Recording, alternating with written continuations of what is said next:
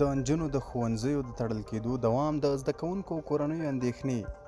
سلامونه مو هرکلی کوم. محمد سعودیه د کابل ښار اوسېدونکي او د اتم ټولګي زده کوونکي د وایي دا یو بله خورې له 1.5 کال زیاته موده کېږي چې له زده کړو لرې دي.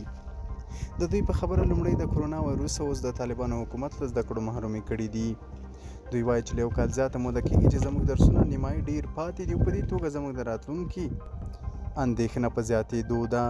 زموږ برخلیک نامعلوم دی. د 12م ټولګي زده کوونکې شبانه چې دا کال هم د کابل ښار اوسېدونکې ده وایي د ښوونځیو د پیلولو ټولې اسانتیاوې موجودې دي، د بند ساتلو لپاره یې کومه ستونزه نشته، خو په دې خبره طالبان باید د پرانیستلو لپاره خپله پرېکړه اعلان کړي.